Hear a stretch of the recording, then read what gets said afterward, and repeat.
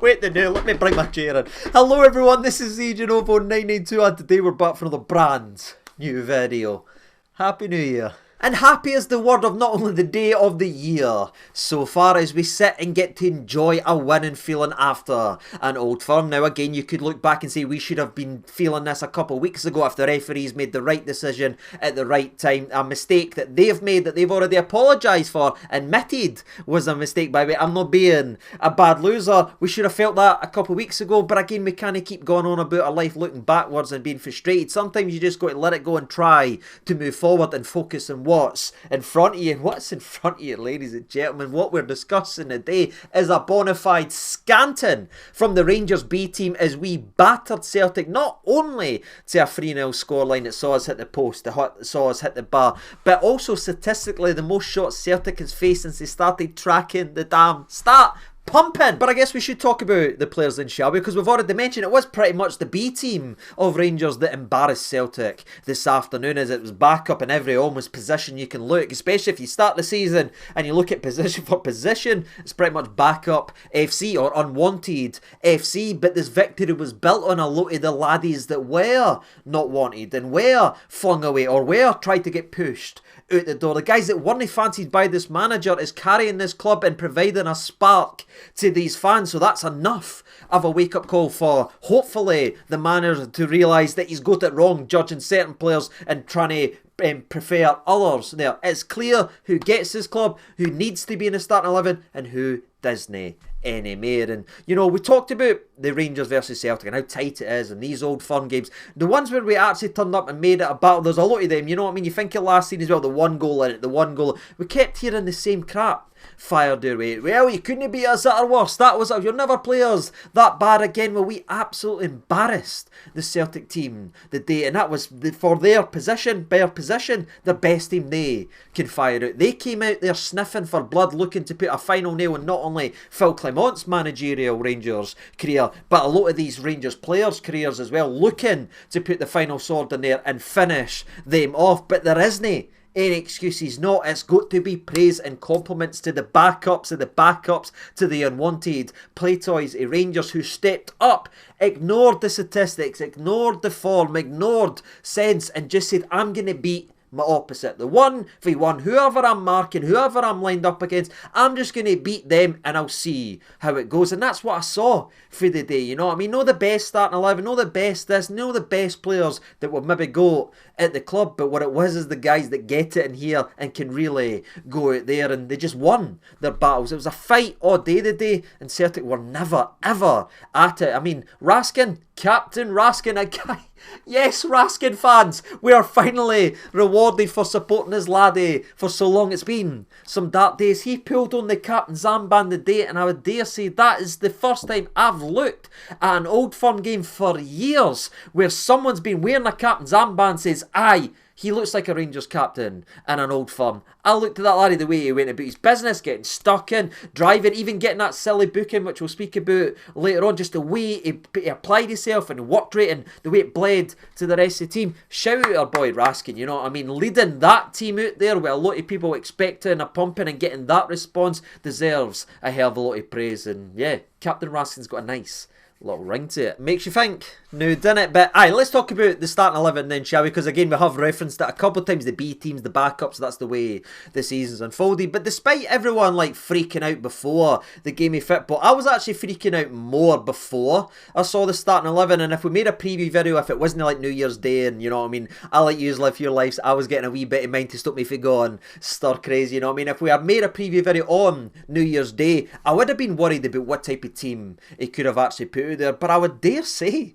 ladies and gentlemen, when the starting 11 came out versus this game, when everyone was freaking out, I was just sitting there a bit like a chilled guy, being pretty damn happy. As I said on Twitter, I'm not changing my opinion now. I actually think he's picked worse starting 11s recently versus the likes of Motherwell and right, forcing and Dowell, playing the likes of Dessers in games. The starting 11 versus Celtic is, yes, clearly backups and B players and unwanted players, but a lot of these players I actually like. and think they're pretty decent. So I wasn't panicking or panty waiting. I was actually interested to see, especially the right back spot in Rangers, because you look at the defence that kept a clean sheet versus Celtic, not only with the likes of Kyogo or Maeda or Nicholas Kuhn, all the goals that they're scoring collectively. They've got a £9 million man either sitting there on the bench collecting dust. You've got the likes of Engels. These guys that are spending a hell of a lot of money were kept quiet to a back four that was built with 3 full backs. Ladies and gentlemen, let that sink in, because Jeff is still learning on the job. Had an up and down day, the cup final, but he certainly responded today and locked up Nicholas Kuhn. Deserves a hell of a lot of respect. But on the other side, you had Sterling again playing at centre back again. He's magically healed from not being able to play Tav Aitis. He was excellent, and I thought he bullied Kyogo. I thought he bullied Ida when he came on, and he was just powerful, and his pace was badly needed to keep the entire thing running. But I know for a fact he didn't want to talk about proper. He didn't want to talk about Sterling. He didn't want to talk about Big Jeff. You want to talk about little man Ridvan Yilmaz. And look, I understand why. He's the man that missed the penalty. You know what I mean? He felt the world on his shoulders. He saw that heartbreak, and he came into this game of football not only getting a start to vanquish some of those demons, which I can imagine he's been battling over the last couple of weeks, but he's not even getting to play in his natural position, or even his second position that isn't his natural position, but he's been getting played there in the left wing. He was fired at right back the day. One of the most heavily left-footed players I've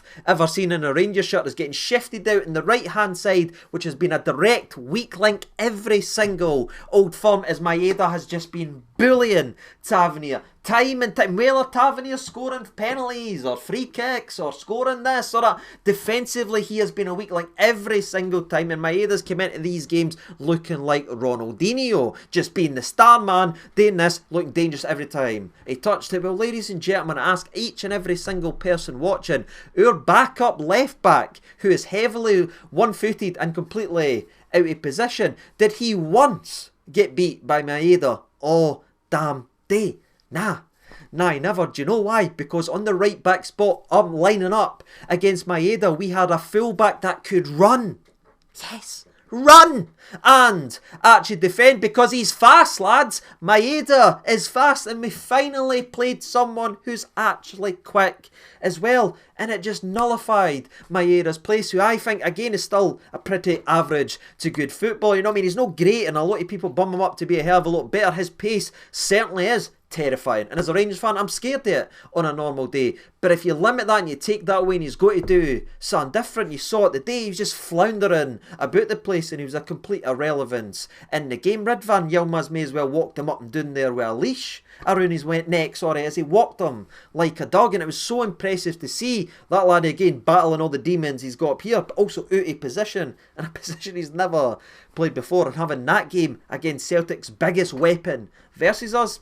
I'm sorry, but that is so damn impressive, and it needed to be spoken about. Ridvan Yilmaz, son, well done. You probably deserve it more than anybody after what happened a couple of weeks ago. But I'll be honest, I do feel a little bit guilty picking out a couple names here and discussing, because you could genuinely make your way through the entire starting 11 and just say, yes, they won their battle. There wasn't a single passenger the day, and that's not happened in so damn long in these Old Firms again. The likes of Diamandi, I think, one of the official sponsors man of match at the stadium. In fact, I know he did, because when it happened, I was like, really? They never gave it to Raskin? But again, Diamandi was great. I thought Cherny was great and all that as well. The likes of Egeman, who maybe isn't again putting the ball at the back of it, and maybe had that moment in the 77th minute where his pass was there. But again, you look at the movement, you press her and nipping at the heels of Scales, forcing the ball, forcing that. That is what a striker can actually do. But I'm intentionally leaving 2 outfield players' names to last, and that is going to be, again, Captain Raskin, who I've already said, man, he looked like a reincarnation of Barry Ferguson the day, and I do not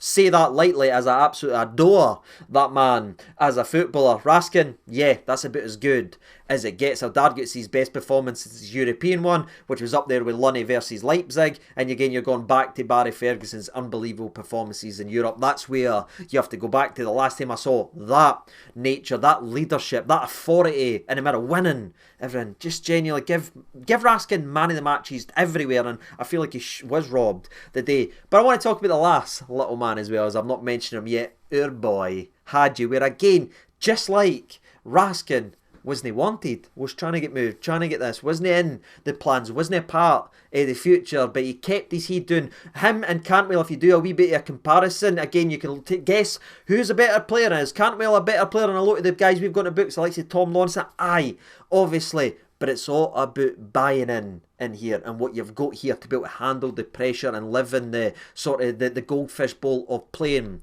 for an Old Firm side. Hagi has got it. He's been playing with pressure on his entire life because he's who was at the game today, by the way. Feel free to come every week, mate. You know what I mean? Because his son was absolutely sensational. But Haji's been dealing with pressure all his life, and he just comes into these games and he's brave. He takes charge. Maybe he has too many shots. Maybe somebody wants to moan at him for that. But I see braveness. I see a guy willing to be the guy, and his goal was absolutely outrageous. But I just love the fact that everything he's went through this season, be banished to the B team, trying to get flung at the door again, time and time again, sticking at it, battling from B team. No Dana Cantwell sitting in the old hotel up north waiting for his move. No, Hagi still got there in the mornings, trained with the youngsters, played with the youngsters, fought his way all the way back, even got a red card on his comeback, which again could have been it. You know what I mean? You think, oh, well, I fought my way back, that's me, pushed myself away again. But even that didn't deter him. He became a major part of why this team's got any sort of resemblance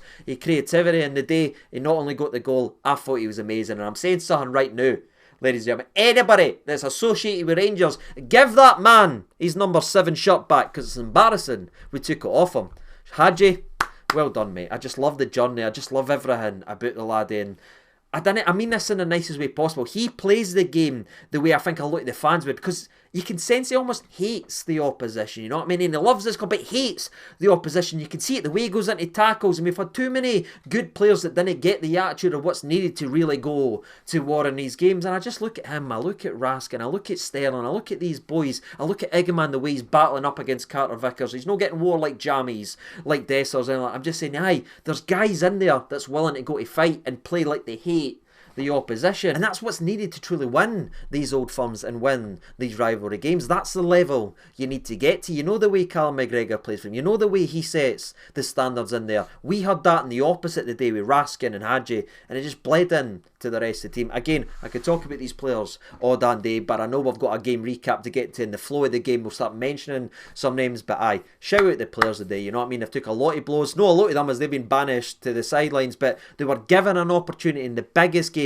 do or die scenario, play and win your Rangers career, and I thought every single one of them stood up to it. The boys sitting injured and everything, it's obviously no their faults. They're now on the outs, they've now lost their jerseys, and this is what's going to make or break Phil if he is going to be here even over the next couple of weeks or that. He's got to learn what works and what doesn't work, what he likes and what he doesn't like, etc, etc, is a complete irrelevance. It's who can handle playing for Rangers. There's boys out there that showed him the day, and that's it. That's the appetite. That's what it's got to be to play for Rangers. That level. You can't come trouncing back into the starting 11 just because you're here, there, or you played here for years. You've got to go and win your jersey. You've got to wait for the guy in front of you to make a mistake. You can't just go about handing starting jerseys back. That's it, now, ladies and gentlemen, and that's what we've got to see. I also realise now I did forget to mention Barami in this game, but I thought defensively, etc, he was great as well, but we'll talk about him as we go ahead in the game recap. Another selfless performance, just handcuffing and keeping Callum McGregor a complete relevance again, which, again, he done it in the cup final, and he'd done it today. I thought he was absolutely excellent. But let's go ahead and get into this game recap then, shall we? Again, a lot of the worry was the starting 11, but I looked at it and says, maybe, just maybe, and after the first couple minutes, it certainly seemed like it would be your day, especially as the ball came in to the mixer from a corner kick, and it just didn't fall to Kyogo because wee Ridvan Yilmaz gets his tail on it, and it just knocks it enough that it gets eventually cleared out. I think Ridvan switched on enough to get his fit to it, to get it cleared. We've seen crosses to the back post, Maeda at the back post countless times. This time it was nearly Kyogo at the back post, but this time we had a defender switched on defensively enough to get rid of it. That's how different these games can be. That's the butterfly effects it can be. Just have people more defensively switched on, get your lines clear. It can give you a platform to go and do what you need today. And what we could do is actually put pressure on the opposition. A beautifully floated ball out to Cherny. His shots blocked, Hagi's shots blocked, Eggerman's shots blocked. Quick succession, a wee quick check as well for a possible penalty, but there's nothing in that. But what it is punishing and pinning the Celtic defence back. No giving them 15, 20 yards of space to do whatever needed to do. Nah, first 10 minutes, shot after shot after shot, and we continually pinned them in. And then in the 7th minute of the game, we end up getting a goal from maybe the most Rangers 2025 if you will type away. We Raskin again in the middle, just nipping in, pushing away the likes of Callum McGregor, getting in there and nipping the ball, being sharper than everybody else, getting on the ball, and then he doesn't panic, he doesn't try a stupid shot, he doesn't, more importantly, turn around and pass it or wait and slow our game down, because we're going to kick it to right to then cross it. There's none of that the day. Fresh minds, fresh players, fresh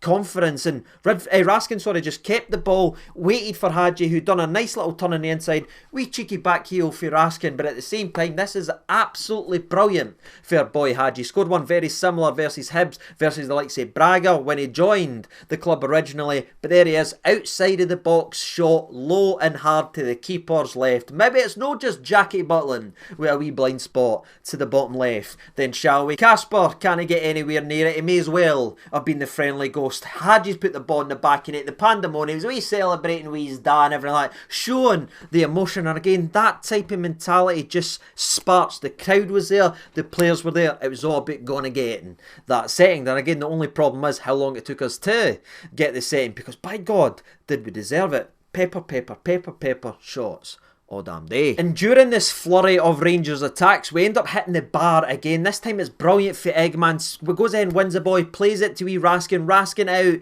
to to Barami. Then Barami plays it to Cherny. Cherny just cuts inside. Obviously a deflection in the shot, but it ends up crashing against the bar. And you're thinking, oh no, please don't let it be that day. But honestly, I was just happy to get the bar shot out early, because usually it comes later on in the game. You know what I mean? If you're playing Rangers bingo, you have a corner to the near post, you usually have a defensive disaster, you hit the post, you hit the bar, and you get one cleared offline. So we're scratching one off early in the old game. And look, where we could sit and break down every single incident for this game, we had that many chances when we battered this Celtic team that rotten. The video is going to be too long, so we'll skip over the likes of Ridvan and Raskin's great bit of play to set away down the right hand side. Their cross ends up being deflected from a corner, which we never got on that occasion, or the other shot we had from Cherny, Eggman tries to pop one off, or even on the other way, to be fair, Celtic have a long ball from the back, because that's all we really allowed them to have, where Kyogo just can't quite get onto it. We're going to skip all that because I want to talk about a wee interesting tactical switch, because in the cup final you saw Barami just handcuff Callum McGregor, right, and Rodgers no really doing anything to adjust. But for me, I was watching that interesting battle, especially when we took the lead, because I was like, right, what's he going to do here? Because again, McGregor's just not got an influence in the game, and for me, if you take McGregor away and if you limit what he does, this Celtic team starts to flounder. It's always seemingly been that way for me. He is their man, he gets them clicking on all cylinders. So what happened after we went 1-0 down, you saw McGregor start to go away wide and pull it here, and that obviously meant that Barami couldn't go to all these areas. But what I actually liked is there was actually accountability on the part when McGregor went here. Do you know who went to him? Diamande took him out, and then Barami filled in the role with Diamande. When he went round the other side, it was Raskin taking McGregor and Barami filling in there. And again, Barami deserves a lot of respect for that as well. This is a guy that's a creative number 10, but he's buying in defensively, and he's alright dropping back one into the middle of the park and filling the spaces there to keep the actual shape. And again, that's accountability, that's responsibility, but that's leading for the middle of the park as well. The appetite that's there, the battle and nature of the game, just everyone was built in to this game, and Celtic genuinely couldn't live with it. So it was an interesting wee tactical battle you could watch if you're paying attention to that stuff, but just watch the way the Rangers players picked up, and I'll take him, you go here, and people actually buying in. It was brilliant to watch. Now, what wasn't brilliant to watch was some of the refereeing decisions in this game, but for me, thankfully, there was no VAR drama and there was no problem in this game in terms of a cheeky wee 3-0 win. But Johnson comes in, sort of elbows Hagi in the back of the ear. I think it's just a yellow card, you know what I mean? I don't think it's a red card, but it doesn't get booked, which is probably the problem in that aspect. But we're going to skip over that because there were two great bits of defensive play, one from Rangers and one, unfortunately, from Celtic. Around about the 37th minute of the game of football, after Celtic had put the ball in the back of net, by the way, which was a mile offside, so there's not really much anything to discuss. One of the few times they did start to get a little bit forward, Dujon Sterling comes in from inside the box, with a brilliantly timed slide challenge that not only wins the ball from Kyogo, but sets us on the counter attack. That Barami gets on the ball, drives about 50, 60 yards with the ball, tries to play a beautiful wee through ball to Diamande, but again, as much as we praise Sterling's challenge, you've then got to look at Carter Vickers. It was almost the exact replica, brilliantly timed to stop what would have been a clear goal that way and a clear goal that way. Two good defenders doing two good bits of defending. But again, there were some nearlies, there were some maybes, more shots from the likes of Ridvan and our boy Hagi, but the real other chance at the end of the first half was after a collision between Jeff and Couldnt. There's nothing malicious in it, the hands are just up like there. Couldnt ends up catching one on the dish. I think it gets checked and cleared by VAR anyway, but I don't think Jeff's that type of player anyway, unless we're in a crucial game versus Dynamo Kiev in the Champions League for the space of 40 million. I'm at it, ladies and gentlemen. But anyway, a wee bit of a collision there. Couldnt ends up getting a burst nose, but from that set piece that's eventually taken, they end up winning a corner and the ball comes all the way back out to, I believe, Hattati, just at the in or around the box. He volleys it into the grunt and forces big Liam Kelly in to a big boy save. And we've not even mentioned the likes of Liam Kelly the day, but again, all the panty wet into Jack Butland's going to be missing, Jack Butland's going to be missing. I'm like, Jack Butland probably deserves to be missing now. Obviously, I'm not glad that he's obviously had an issue with his leg, and hopefully that's all resolved and hopefully he's back being able to play football. But I'm talking about in terms of his performances so far, was it a massive loss to be losing him? Didn't think he's been rotten the last couple of games, and Liam Kelly's only had one other game for this club and he's kept a clean sheet. Well, now he's played 2 games and he has 2 clean sheets, including a big game with a big save versus Celtic Football Club. Now obviously he's going to have harder test to face, I should say, sorry, but again, all you can do is answer and make the saves when they happen. That was their first shot on target, and the big man's there with not only a save, but it's a double-handed save, and he pushes that away and doesn't allow anything to float in and around the box. That's all a goalie can do, is answer the call when he's been given an opportunity. The same way Ridvan did, the same way Raskin did, the same way Hagi did. Well, you're seeing it with the likes of Kelly as well, and I've got no worries, no stress about Liam Kelly, because even before he joined here, we talked about it in the preview videos, for me, he was at that time the second best shot stopper in the league for a very, very long time. Ask the Motherwell fans how they feel about the laddie. Maybe know the way they ended up leaving the club, but overall, during these performances, they're talking him up to the hilt. So I've got no worries about Kelly. He's answered and had another clean sheet, so just like every other player on that part for me that won the jersey, so's Kelly. Now it's Butland's challenge, to when he does get fit, to get back in there and get scrapping for it. That's just the way it's going to be at Club Rangers. That's the way it used to be. There wasn't guaranteed picks on the starting 11, if there ever seemed that way. Do you know why they were in the starting 11? Because they were playing well. Ladies and gentlemen, we've got guaranteed starters that are playing Pishola. That is the problem. So for me, I'm fine with Big Kelly in the sticks. And that's how the first half ended, with that big save from Kelly. Now, there was an interesting moment that we will need to talk about from the referee. It's just needless crap, man, and this is where I just think the game's getting too robotic and just too emotionalish, you know what I mean? There's a moment where, yes, Callum McGregor originally grabs Raskin's jersey, so Raskin turns around, gives him a wee bit of shove, but it's the handbags, it's emotion, it's a freaking old fun game, you know what I mean? And the referee comes there and gives Raskin the booking, and I'm thinking, oh my god, he's going to send Callum McGregor off at the end of that first half,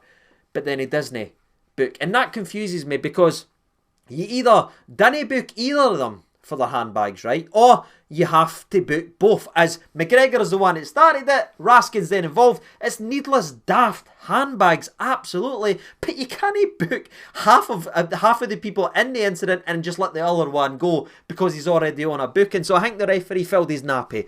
I'll be honest, and I'll say it the way it is. The referee has shat his pants right there. McGregor should have been off. If Raskin's a booting, McGregor's got to be booting, because who started the incident? If it's needless handbags, both must be booked, because even the ins that's going to be complaining, saying it's no. If McGregor wasn't booked there, does anyone even doubt for a second he'd have shown both players a booking and told them to get on with it? No. So why does it change? Because he's already been booked. It's daft. But again, these refs are so poor and so crap, they make their own problems for them. Then they need to book Raskin. Just tell both players to get on with it, but to book half of it just makes it look dumb and makes them look even worse than they already are, and gives even a worse name to the officials. But again, we go up once again in back-to-back Old Firms, 1-0 up at half-time, and my worry was we'd do what we've done the last time in the League Cup final. We'd start off so well, we'd play so well at the half-time, we'd miss a big chance or two, and it'd come back to bite us in the arse. And I'll be honest, the first 5-6 minutes of the second half suggested we started off a little bit slower in the second half, but there wasn't a really moment when I went, oh no, this is all going to go wrong, because it was, again, just winning our battles. We were bullying their midfield. We won that midfield battle all day, and if you win the midfield, you win these old firms, and that's what I felt. But speaking of those individual battles, it was in show during the 46th and 47th minute of the game. As Celtic started the second half trying to penetrate this Rangers defence, but Dujon Stelling just won his Kyogo battle each and every single time. And this one is a through ball to Kyogo. He's usually away, he's away for proper, but Stelling comes in there with the strength, gives him a wee bit of shoulder barge, and Kyogo sitting there going round and round and round like a tumbleweed when your best pal does an awkward joke in the group chat. He's away, troops, right? He wins that battle. I think the offside flag eventually did go off, but again, Stelling doesn't know that. He's inside Kyogo seed, and then less than a minute later, they tried the exact same thing where Dujon Stelling just comes in, just sort of, I think he almost nutmegs him with the challenge, but again, it's just winning those battles. He was frustrated, he was lost in. Actually, I take it back where I did mention he scored in the first half, it's actually the second half, but again, it's mile offside. It's a brilliant finish, but he's a mile offside, so again, Dujon Stelling is doing his job because he's not allowed him to run in and no gave him the space to stay on side. So I've got no complaints for Dujon Stelling, a big proper today. I thought they marshalled the defence brilliantly, especially when you consider how experienced that backline actually is. You're talking about Jeff, who's just pretty much having his first full season at this type A level. You've got Ridvan, a left footer playing at right back, and you've got Stelling, who again is a right back by trade, naturally playing at centre half. Just bullying what is the most lethal attack so far in Scottish football. But back to more Rangers domination then, shall we? It originally starts off with Raskin, surprise, surprise, making a challenge in the middle of the park. He then plays it to Czerny, who cuts inside again, forces Kasper Schmeichel into a good save at his near post. Couple more set pieces come in, but we're keeping the pressure on him. And then eventually, ladies and gentlemen, we take a corner and we cross it to one of our players as Czerny whips in a cross. Raskin gets it. Brilliant save by Kasper Schmeichel. Big Carter Vickers is sleeping at the back post, leaving Robin Proper at the back to score a goal. Shout out whoever scored at the back post, because his name was Robin Proper, and it means in 2025, for you statisticians out there, Rangers have scored a set piece in every single game of 2025, making them set piece specialists. Oh God.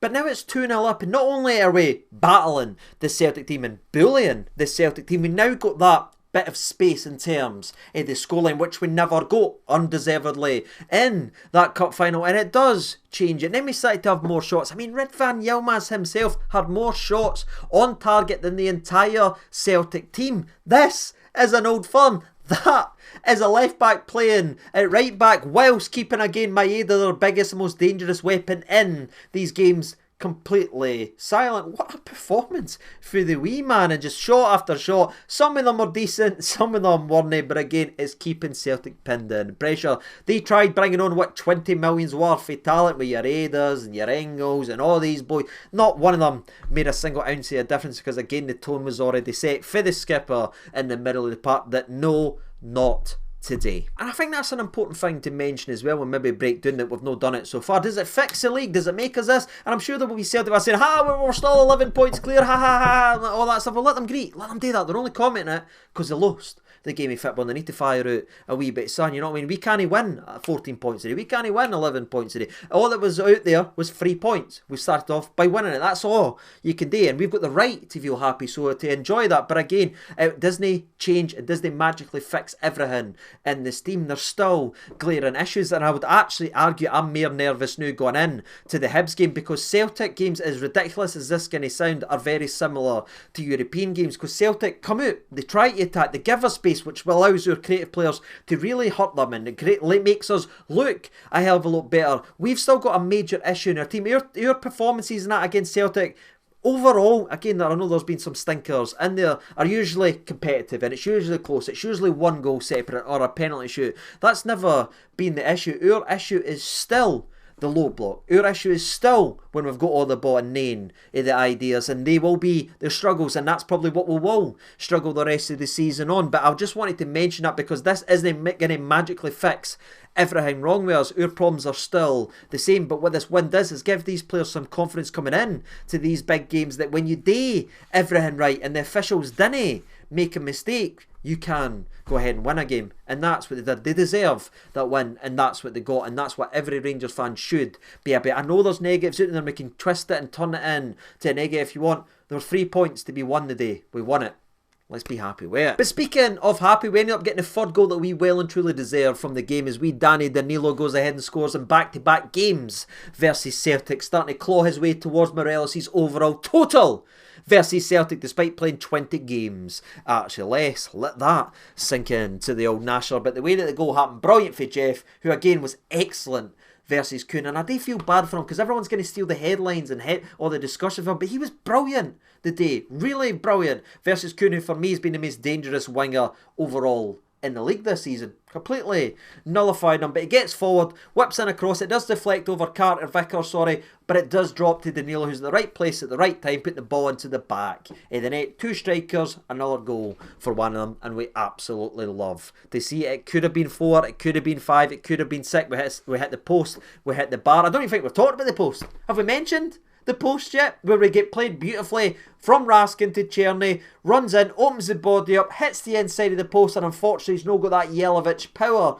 a boot and backspin on the ball as it ends up coming back. But I have seen it back now before filming, by the way, and it did look like he was probably just offside, but again, that's no confirmation of that. So in a game we scored 3 goals, we hit the post, we hit the bar, it could have been anything we wanted it today, and that's what happens when everyone is buying in and winning their individual battles. That is what happens when you go into these games with foot carrying folk and bringing in weaknesses that are Celtic strengths, you know what I mean? We just levelled the playing field today and just let them go out there, and you saw what could actually happen. And I hope and pray that is a major lesson to everyone in that Rangers building. We cannot afford to carry anyone anymore. Let the people who's won the jerseys keep the jerseys until the standards drop. But I, despite being a B-side, if you will, we even brought in the likes of Robert Fraser, bringing in the kids for a wee show of the old football as well, and that was it. That was game, that was set, and it was match, and it's a massive, massive relief to finally get on the winning team. Again, it'll feel great for Clement, but again, I'm not going to completely flip 180 on the laddie. I have a lot of praise for a lot of the players, and I think he did get it right today. Give him praise for that, for his starting 11, and again, his tactical decision with Barami is working absolutely amazing. But Clement needs to show me that he can break down a block and know what to do versus the teams that take points off us, because again, we done our jobs today. If we had beat the likes of Motherwell and the likes of St Mirren, the gap would be down to 6, but we are incapable still of beating the low block and figuring out that tempo and starting 11 with this and starting with the right players. So there's still a hell of a lot to work and a lot of trust that Clement needs to buy back the fans, but that's a major step in the right direction. Big game, big performance on a Thursday night. Well, of course it is, ladies and gentlemen, as Thursday nights are truly Rangers nights. But that's all I've got to say. I would love to know your thoughts and opinions down there in the comments section below. Good luck picking a man of match. Again, for me, it is wee Raskin, but there could be anybody in there. I'm sure he'll be a big proper as well. I don't think I've given him much love so far in the recap, depending on how it's Eddie doing, but I thought he was great as well the day. Everyone, major thumbs up. Again, the eyes will go to Hibs, which will be a completely different challenge, and it'll be on us again to break them down and figure that out, which will cause more headaches, but I'm not going to worry about that right now. I'm just going to enjoy my weekend, or enjoy my couple days. Keep forgetting it's Thursday with a massive smile on my face. Hopefully see a lot of yous as well, but let me know your thoughts and opinions down there in the old comment section below, and as always, I've been CJ92. Thank you so much for watching, all the best, and bye bye.